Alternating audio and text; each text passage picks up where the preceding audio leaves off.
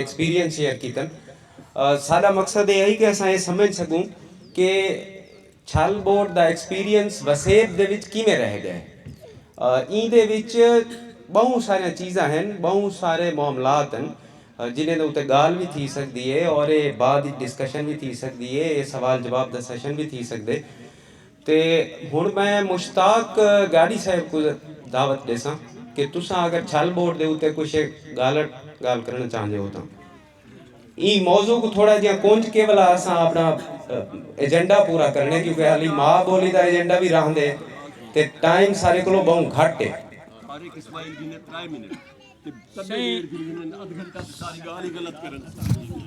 सही मैं तो एक मुख्तसर गाल कर आया।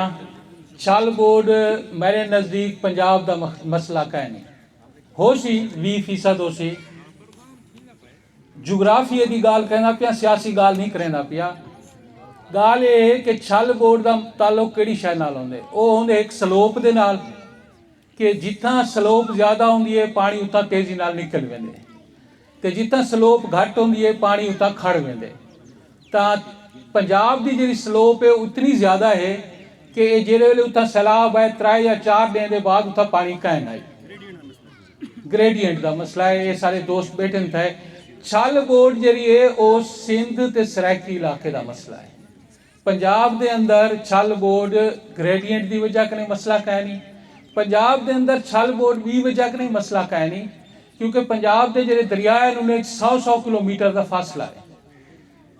असल जी 5 नंद है ये तो सराइकी धरती है जितना थोड़े दरिया एक वे आन के रलते हैं मिलते हैं। मेरा आखिर का मतलब ये है कि पंजाब का छल बोर्ड का इशू कह नहीं, सराइकी इलाके और सिंध का इशू है।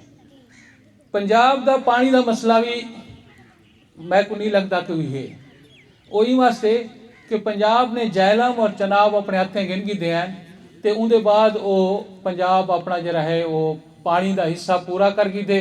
इो जरा रोला मचा रहे सतलुज वाला ये बेसिकली पंजाब का एक हिसाब के नाल उन्हें जरा है ना ये कर गया। बाकी दोस्त जरा जिमें गाल करना चाहें, मैं तो यह गाल समझ आती पी कि छल बोर्ड के मसले को समझने तो जरा जोग्राफिए के हिसाब न देख के, जोग्राफिए के हिसाब न मेरा ख्याल है कि छल बोर्ड का इशू सिंध ते सराइकी वसेब का ज़्यादा है। उन छल बोर्ड के इशू को तय करन किते पंजाब हुकूमत क्या किते वो बाकी जेरे दोस्त हैं अपना शेयर करें। शुक्रिया।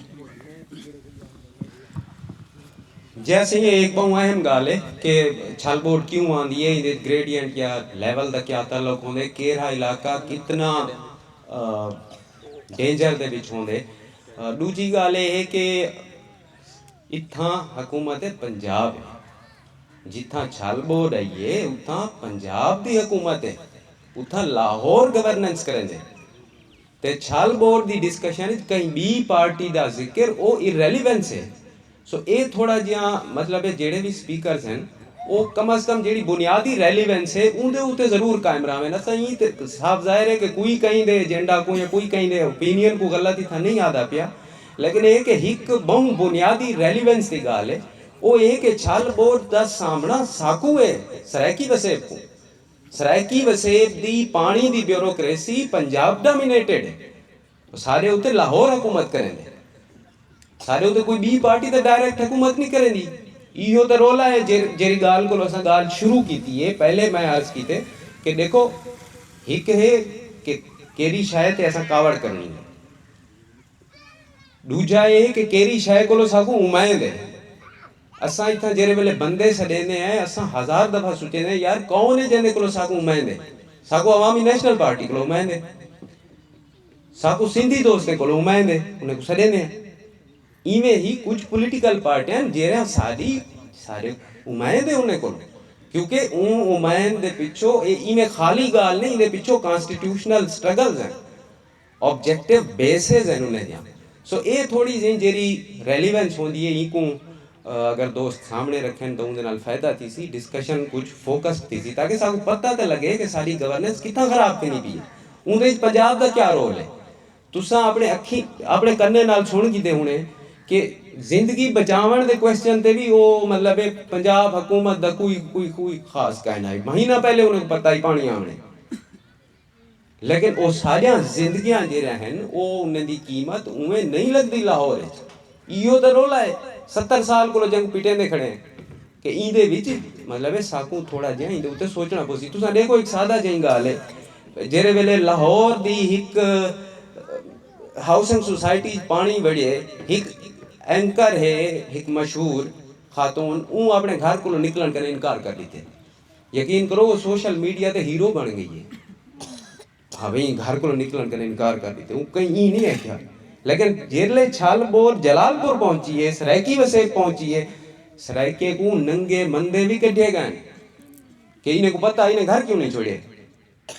सो मतलब मैं इन्हें आपो तो नहीं मिला आधा खड़ा ना सोशल मीडिया ते काट के देख गिनो कि इवें थाए। सो इंदे विच एक वाजे एथनिक पहलू है असां ये आखना चाहते। सो बाकी ये कि लार्जर रेलीवेंस दे उत्ते जरिए ना वो असां गाल अगू ते टुरने हैं ते एजेंडा दे मुताबिक सी हुन असां छालबोर ते जी शहजाद रिशक साहब को अरदास है कि छालबोर दे उत्ते गुफ्तगू थोड़ा जां अगू ते वधावां।